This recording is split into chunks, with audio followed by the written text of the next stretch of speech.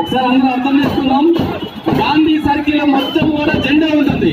Gandhi circle మొత్తం జెండా ఉంటుంది. దయచేసి అటుపక్క వెహికల్స్ అన్ని పోనించి వాళ్ళందరూ జెండా దగ్గరికి రావాలి. మనం ఏదైతే డీజే ఉందో వ్యాను, ఆ డీజే దగ్గరికి జెండా సర్కిల్ లో ఉంటుంది. గాంధీ గారి విగ్రహాన్ని పూలమాల వేసిన అనంతరము విద్యార్థులు ఉద్దేశించి 5 నిమిషాలు మాట్లాడుతున్న ప్రోగ్రామ్ క్లోజ్ అవుతుంది. దయచేసి అందరూ సర్కిల్ దగ్గరికి రావాలి. జెండా కార్యకర్తలు అదో స్టార్టింగ్ పాయింట్. బాబు సర్కార్ తిరంగా అభియాన్ కార్యక్రమాన్ని చిత్తూరులో నిర్వహించడం జరుగుతుంది. అనేక ప్రజా సంఘాలు, ఉమ్మడి పార్టీలు, అధికారులు, నెహ్రూ యువక కేంద్రం, అదేవిధంగా పాఠశాలల విద్యార్థులు, ఉపాధ్యాయులు, ఈ నగర ఎమ్మెల్యే గారు ఈ కార్యక్రమాన్ని ప్రారంభించారు.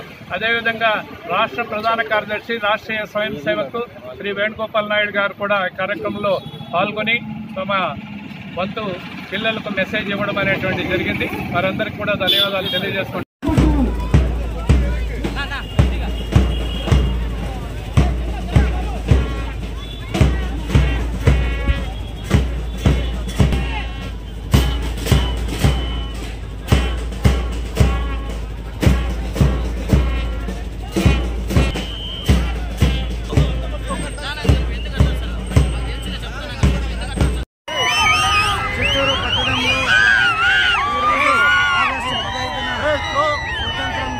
సందర్భంగా ఏదైతే ఏవిఎస్ అనే విద్యార్థి సంస్థ చాలా చక్కగా ఈరోజు మంచి కార్యక్రమాన్ని ఆర్గనైజ్ చేయడం జరిగింది.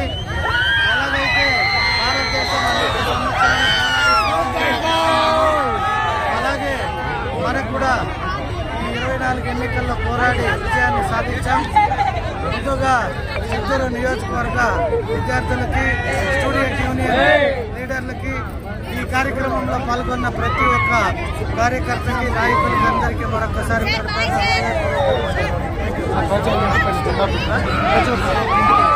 ఒక్కరు కూడా మీ ఇంటి పైన స్వతంత్ర దినోత్సవ వేడుకలకి భారతదేశపు జెండాని ప్రతి ఇంటి పైన మీరు హాయిస్ట్ చేస్తే అది మనకి, మన భారతదేశానికి ఎంతో గర్వకారణం.